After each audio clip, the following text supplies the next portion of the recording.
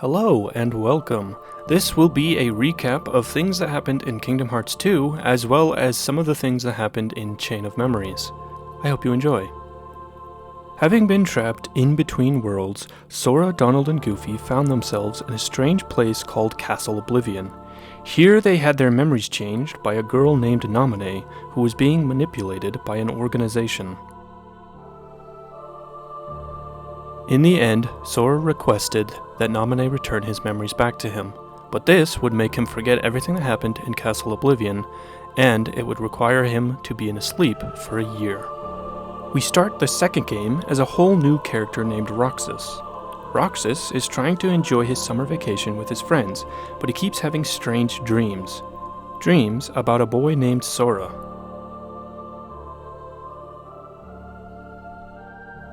As the days passed, he experienced many strange things. Bizarre white creatures attack him, and people showing up making claims that don't make sense to him. I wanted to meet you at least once. Man, oh man. Even the Dusks aren't gonna crack this. Wait a sec. Tell me what's going on. Eventually, Roxas chooses to find Sora and awaken him. And with that, summer vacation is over. Looks like my summer vacation is over. Sora, Donald, and Goofy wake up with no memory of anything that happened in Castle Oblivion. Roxas is nowhere to be seen. Soon, they run into King Mickey and find out the worlds need saving once again. They learn of a new type of enemy called Nobodies, creatures born as a byproduct when a person with a strong heart is turned into a Heartless. Bearing this in mind, they travel to many worlds, meeting old and new friends alike. Soon, they discover a new threat called Organization 13. You called? Eventually, Sora and the gang find a way into the world of the Nobodies by accessing it through an alternate Twilight Town. What do you mean, alternate Twilight Town? Once they enter into the Nobodies world, Sora has an encounter with Roxas and fights him.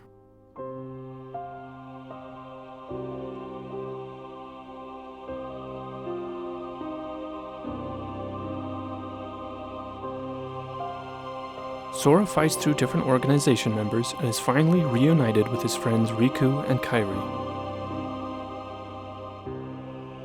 Sora comes to the realization that Roxas is his nobody. See? We meet again, like we promised. Huh? You said we'd meet again. But when we did, we might not recognize each other. They now have to face against the organization's leader, Xemnas. After Sora and Riku defeat Xemnas, they wander through the world of darkness until they find a bottle with a letter to Sora from Kairi. This somehow guides them home.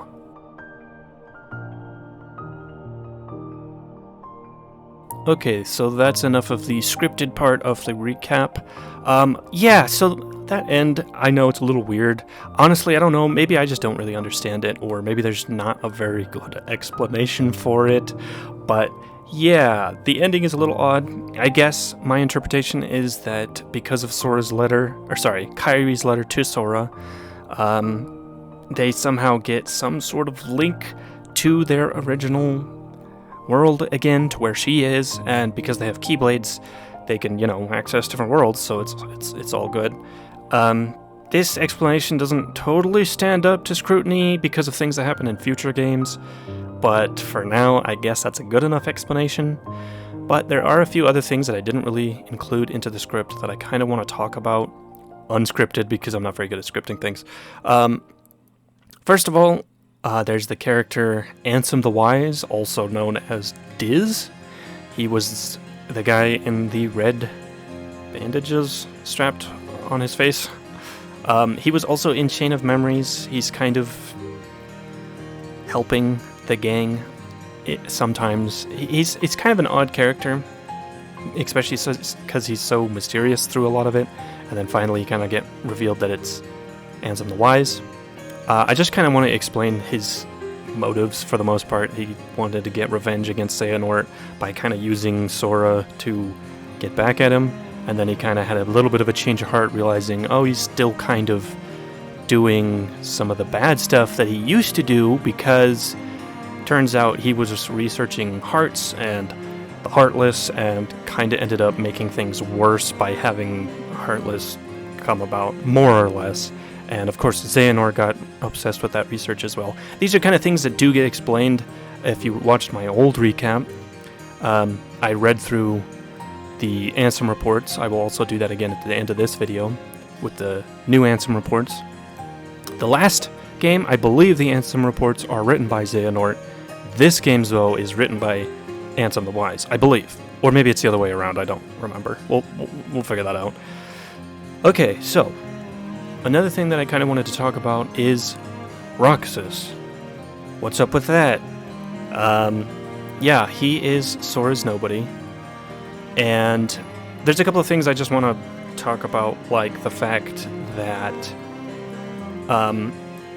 there's still a lot that we don't really know about him.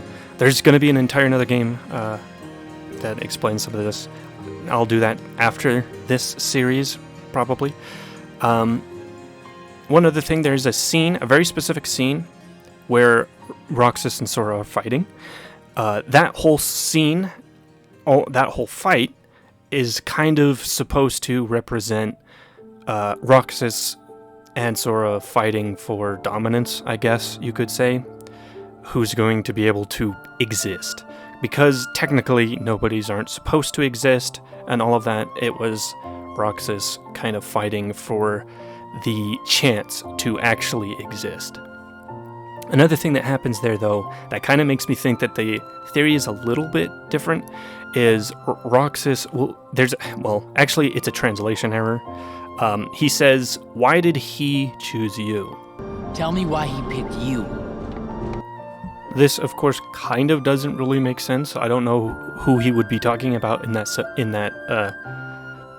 situation, but I'm like 99% sure that's a translation error, because Japanese doesn't really use subjects in their sentences a lot of the time, or pronouns, so there is none in that sentence in Japanese, which means that it's probably more something like, "Why did it choose you?"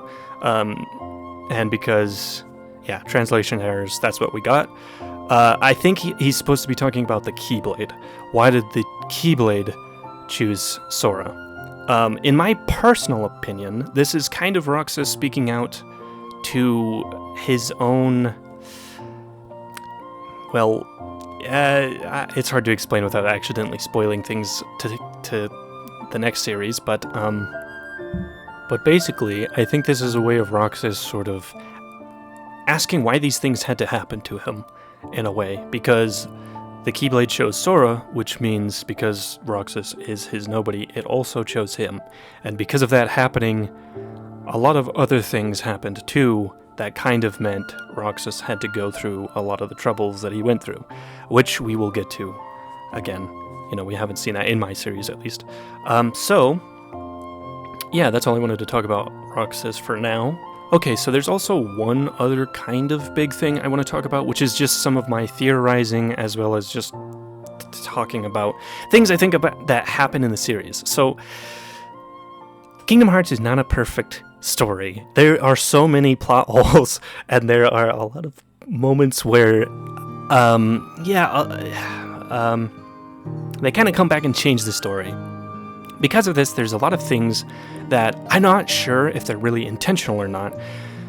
So I kind of just view it as, yeah, it's a straight up lie when certain things happen in the story and certain explanations. In my personal opinion, the whole entire explanation to what a Heartless and a nobody is kind of isn't true, because it just doesn't really make sense when things happen in the story. It kind of does, and it kind of doesn't.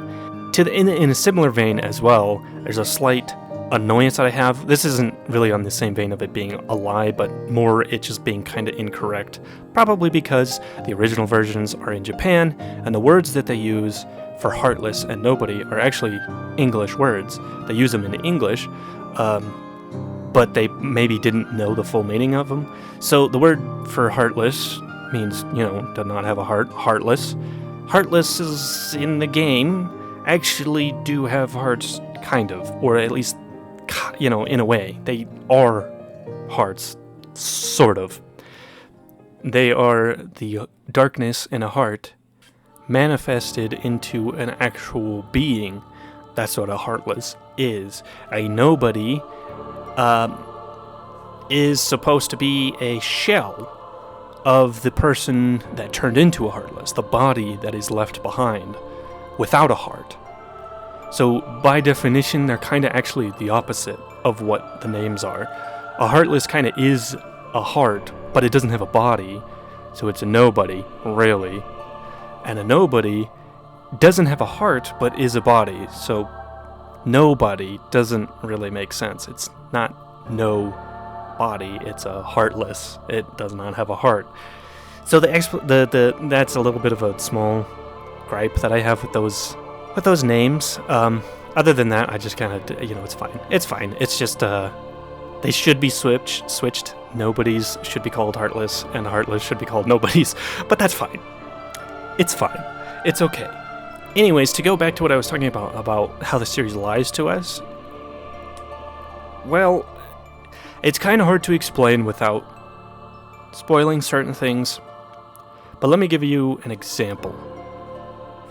In Kingdom Hearts 1, one of the main villains that kind of gets revealed later is Ansem.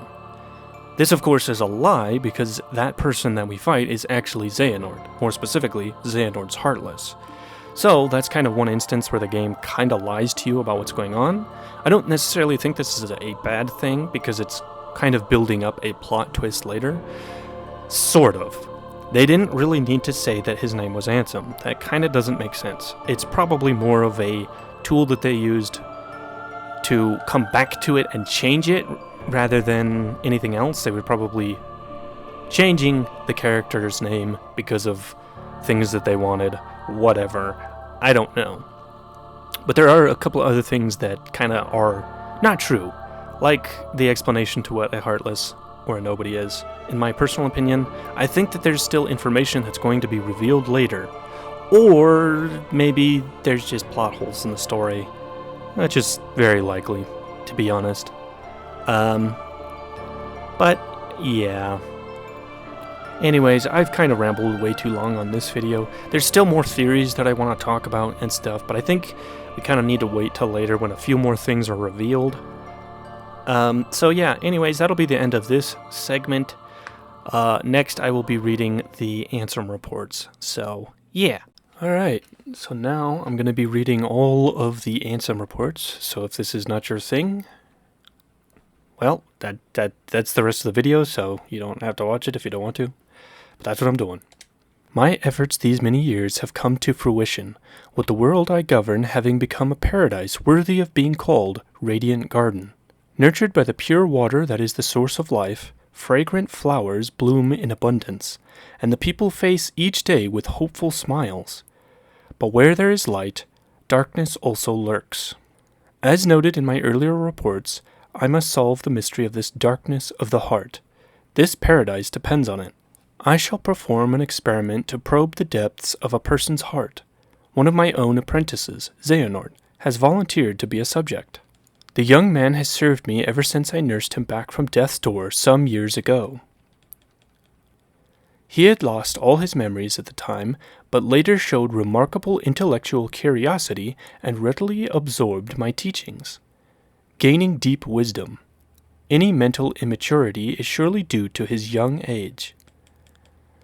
If I explore Xehanort's heart with psychological tests, I may be able to recall the past locked away within. My apprentice even has also shown great interest in Xehanort's memories. But is he really the right subject? Xehanort does indeed exhibit extraordinary talents.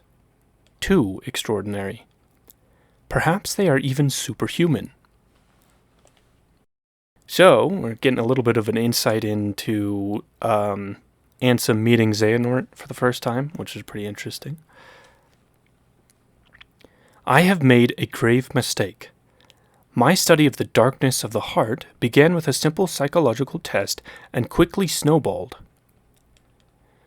Spurred on by my youngest apprentice, Ienzo, I constructed a massive laboratory in the basement of my castle.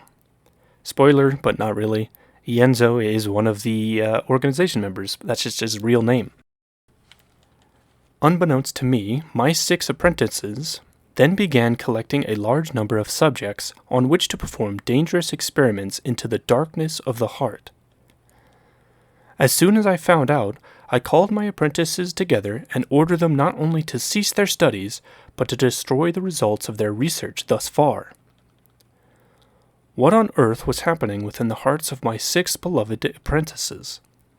While pursuing the mystery of the darkness of the heart, could they themselves have strayed into its depths? Yet I remain the most foolish of all for having begun these experiments. We are not meant to interfere in the depths of another's heart, no matter what our reasons for doing so. And my error plunged me into despair. A visitor from another world soothed my dejected soul.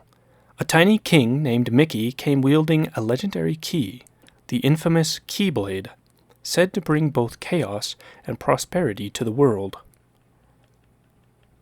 He was very knowledgeable on many topics, and we deepened our friendship as we conversed companionably. Upon his advice, I decided to review the data obtained at my basement lab. This is when I discovered the Ansem reports.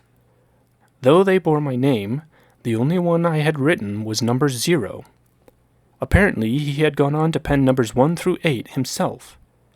Yes, the first subject in my foolish experiments. Ah, interesting. So only 1 through 8 was actually written by Xehanort, the others were written by the real Ansem. Interesting. Chaos affects not only this world, but many other worlds besides. In the Ansem reports, my apprentice Xehanort had written under my name. I found the records of his hideous experiments along with his hypothesis about the door that had appeared out of the darkness in my basement. All living things have hearts, and all hearts hold darkness deep within. Worlds are no exception. If a world is a being, the heart it holds must be colossal, and the darkness at its core must be monstrous indeed. Did Xehanort pass through that door in an attempt to contact the Dark Realm? No, not only Xehanort. It appears my other 5 apprentices, believing it was for the sake of research, stared deep into the darkness and were pulled into it. Evan, Ienzo, Braig, Dylan, and Alias, however you pronounce that, they have ceased to be human. I, too, have had everything taken away from me, banished to a hollow realm of nothingness. What is Xehanort hoping to gain with my pilfered existence? Will my people cease to smile? If the light of hope has been extinguished, I shall henceforth walk with darkness as a friend. Here in the realm of nothingness to which I have been relegated, darkness in the midst of nothing. Darkness in 0. Thus I shall be known as Diz. Discarding the stolen name Ansem and going in search of revenge. Ah, okay. So we're kind of seeing why Ansem called himself Diz there, which is interesting. The distant days spent in that beautiful paradise are an illusion to me now. How long have I been here, banished to the realm of nothingness? It is only by relying upon my anger and hatred that I have been able to retain my sense of self here, where all existence is nullified. My heart is being overcome with hatred toward my apprentices, possessed by the darkness, and with the anger I feel for stupidly allowing myself to be betrayed. Is this darkness eating away at my heart?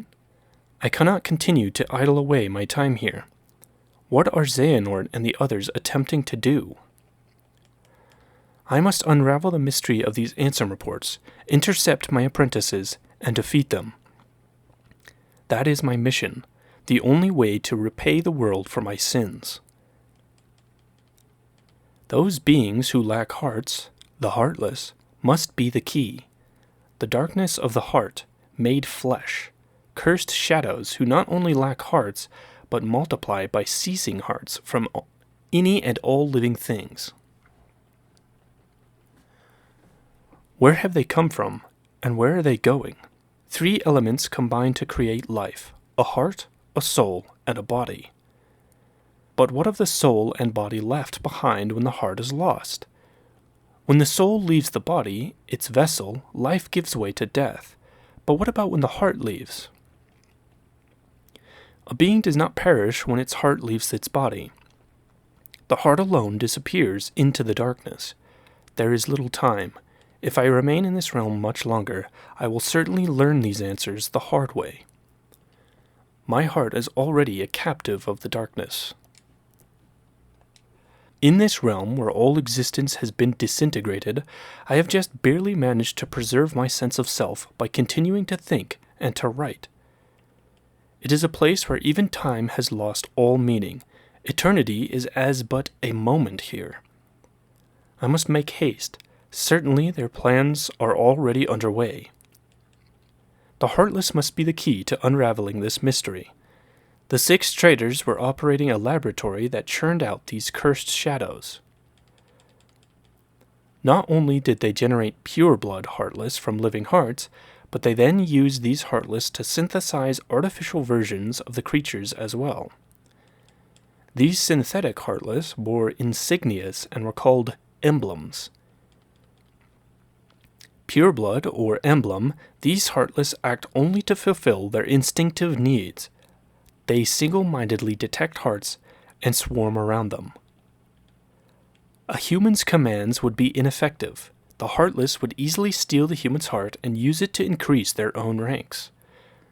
But what if an even stronger Heartless was giving the orders?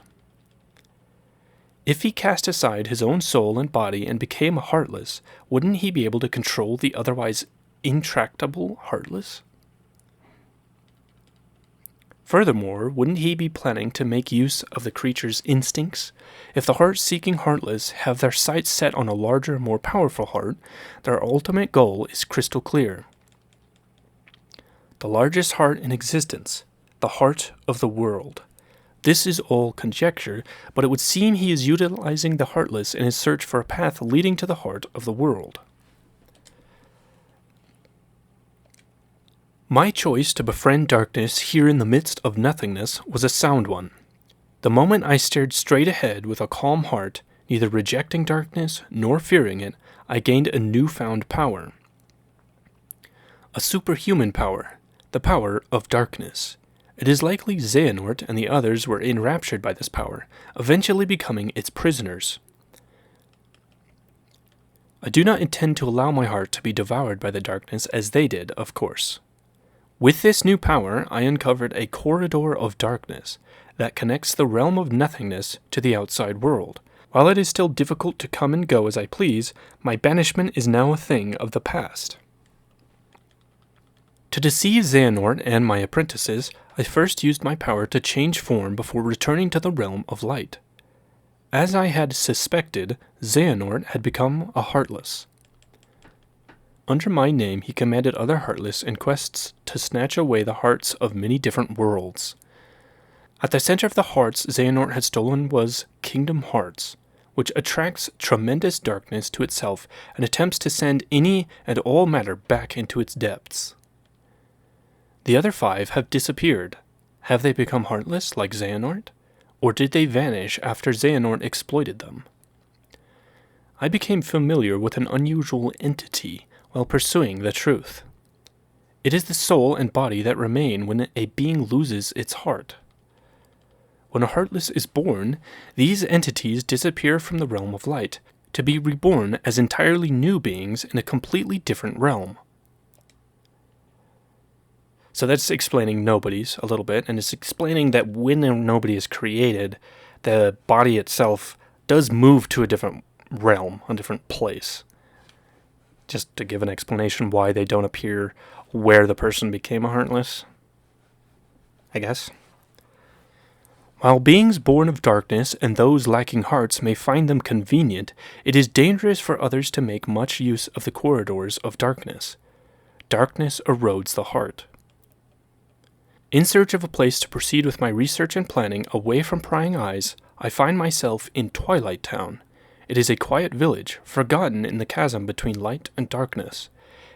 I situated myself in the basement of an abandoned mansion standing beyond the woods. My underground research resulted in one new discovery after another. When a Heartless is born, the body and soul left behind are reborn into this world as a different being. They possess different intentions than their Heartless brethren, and while it is unclear what these sentient things are after, it would appear they are responsible for much bedlam in the world. My erstwhile friend, the king, and his subjects, along with a hero wielding the Keyblade, are battling the Heartless even as a new threat approaches. This new threat, they have given themselves a fitting name, I suppose. These non-beings, nobodies. A great number of nobodies have lost human form, as have the Heartless, yet the nobody born of someone with a strong heart retains its shape, with but the faintest visible changes. It appears my betrayers have retained their human form as nobodies, and are gathering more followers in hopes of furthering a new scheme. Organization 13, formed of 13 nobodies with my betrayers at its core, has divided into two. They are said to be carrying out some sort of research. Seeking to uncover the plans of this organization, I have decided to head for where 6 of its members have gathered, towering over the outer limits of the realm between darkness and light, Castle Oblivion. It appears that I have been too distracted by the behavior of Xehanort and his cohorts, and by the events occurring in their vicinity. My friend's struggle to protect the Realm of Light from the threat of Heartless is now over, with Xehanort's Heartless, going by the name Ansem, Seeker of Darkness, defeated at last. The other wielder of the Keyblade, this hero, traveled from world to world sealing up keyholes and laying Heartless low. Meanwhile, the king, who had dived into the Realm of Darkness, worked with the Keyblade wielder hero to close the door to Kingdom Hearts from the realms of both darkness and light, thus holding off the threat of tremendous darkness. But there are still a great number of Heartless afoot, and Organization 13 and the Nobodies continue to be active in the shadows. Indeed, the world is still a very dangerous place. We must find a way to do battle with these enemies. Thus I will both make amends and have my revenge. It is for this reason that I infiltrated Castle Oblivion. It consists of 13 floors above and 12 floors below ground, with the contents of its white rooms transforming in response to its visitors' memories. Organization 13 was conducting experiments on memory here. The subject in these experiments, a girl named Naminé, appeared to possess extremely unusual abilities. Were they attempting to derive something from these powers? Refusing to be distracted by Organization 13, I had returned to my own secret research when a new visitor appeared at the castle today. It was Sora, the Keyblade-wielding hero who had defeated Ansem and his companions. Deep underground, the stench of darkness arose. All the players are coming together, it would seem. I should have expected nothing less from a Keyblade-wielding hero. Sora and his friends defied the machinations of Organization 13 and rescued Naminé. Naminé was a witch who controlled the memories of others. Most likely these powers were archived through a special process when she was born. Naminé is a nobody, created when a young girl's heart left her body, yet she has no corresponding Heartless. This is because the young girl, in this case, was a princess. Kairi, a resident of Radiant Garden, over which I had ruled, was one of the 7 princesses that upheld the Realm of Light. With no darkness in her heart, Kairi produced no Heartless, and instead of vanishing, her body remained in the Realm of Light. In other words, both the nobody called Naminé and the Heartless, proof of a lost heart, are extremely unstable beings who lack the bodies needed to produce a nobody.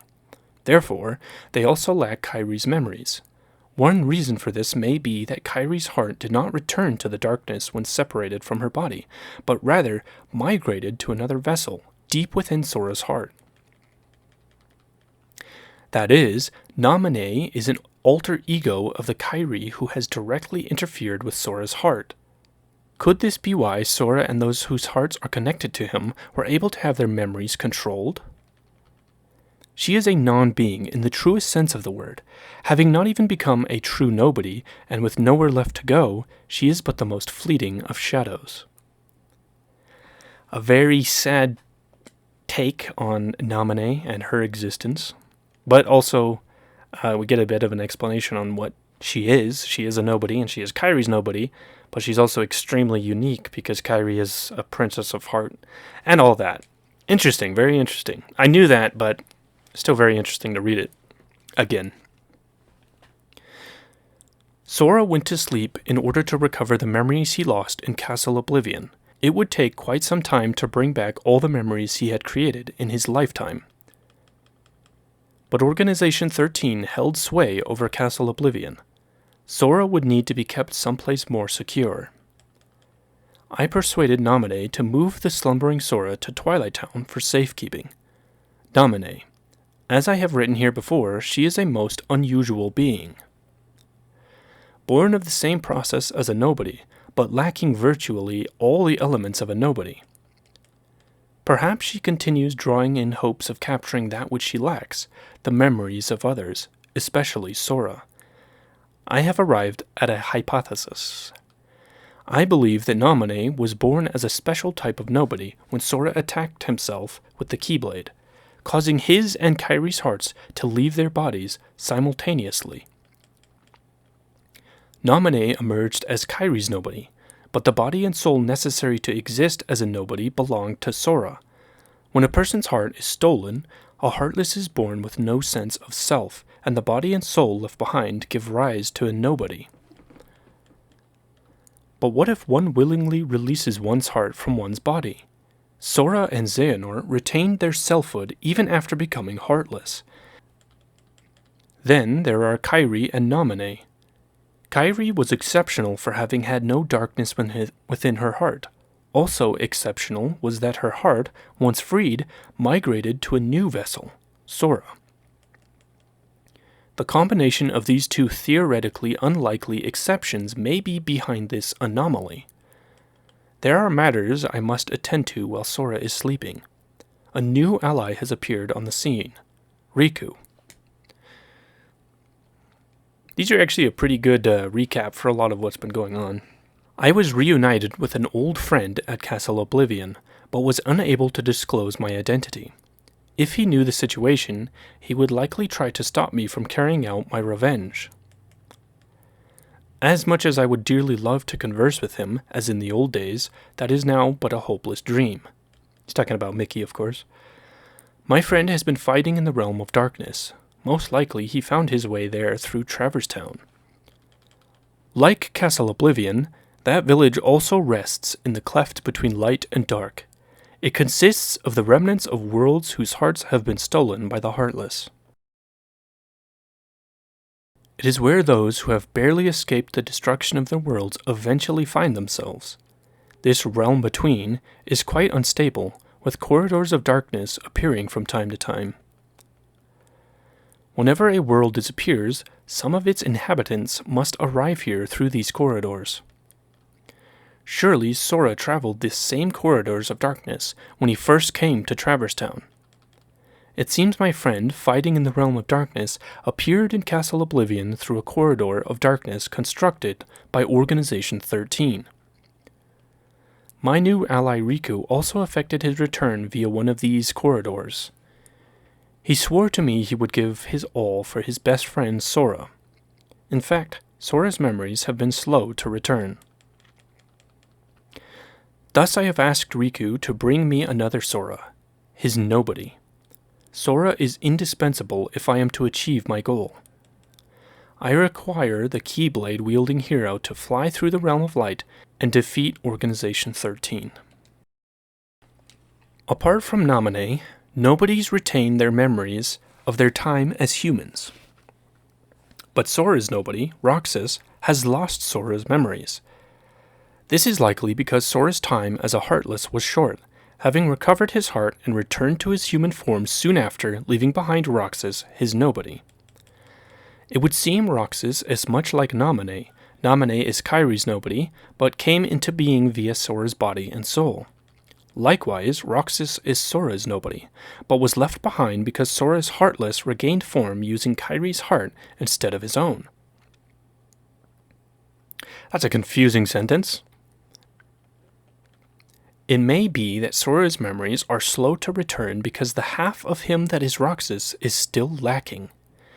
I must convert Roxas into data and return him to Sora. As a member of the Organization 13, it was exceedingly difficult to bring Roxas in. Having lost to Roxas once, Riku laid everything on the line and used the power of darkness in their second battle, only just managing to bring Roxas back with him.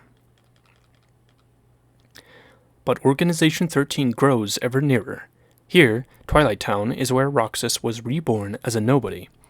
This is where Roxas first encountered Organization 13 and joined its ranks. They are bound to search this place thoroughly. First, I shall convert all of Twilight Town into data and construct a world duplicate in Sora's memories. I shall place Roxas within that world to live out his days and regain those memories. There is little time. The organization's schemes must be making a steady progress as well. Tomorrow, Sora awakens. My long and drawn-out revenge is nearing its end. Xehanort, who took everything away from me. Though as a Heartless he is no more, as the leader of the organization, his ambition once again is to capture Kingdom Hearts, the most colossal heart of all. His Heartless had attempted to draw out the great darkness of Kingdom Hearts, created from the hearts of all worlds. His nobody, however, is now almost finished gathering human hearts to be assimilated into Kingdom Hearts as well. The fool!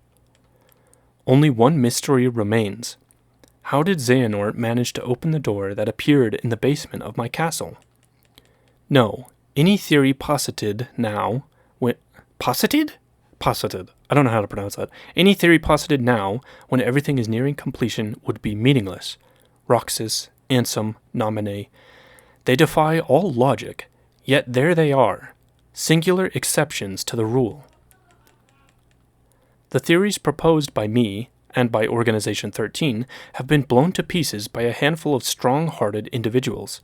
Sora, Kairi, Riku. Ah, yes, Riku. Though his heart had its weaknesses, making it prone to darkness, he found support in the hope he discovered beyond suffering. This hope allowed him to stand his ground and turn the darkness in his heart from an enemy into his greatest weapon. When all this is over, it is my fervent hope that he will be able to return with Sora to his island. If I can, I should like to return to Radiant Garden, to look once more upon the beautiful water, the lovely flowers, and the hopeful smiles of the people. Dear King, my friend, I believe that, at some point in time, you will come across these, my truthful accounts. How I wish I could have chatted with you again. I was a fool, obsessed with revenge. Forgive me. And that is all of the Ansem reports. That gives a pretty good detailed explanation about kind of what nobodies are, and how Naminé and Roxas and even Xehanort and Xemnas are kind of exceptions to the rule. So that's kind of a good example when the story straight up lies to you. You could count this as like trying to explain some of the plot holes, but to me it's literally they lie to you how certain things are, because the characters themselves literally do not know how it works. Ansem, the guy who's been studying Heartless for years and years and whatever, literally doesn't know how Heartless and nobodies work yet. He's still trying to learn what they are. So when we get the explanations of what a Heartless is or what a nobody is, they're wrong. And the characters being very confident in their explanations often confuses us as the players. So I think there's still a lot to learn about what they are. But again, maybe it's just big plot holes. I don't know. But yeah, anyways, I really hope that you enjoyed this video. That is it for that. See you in some other videos. Bye.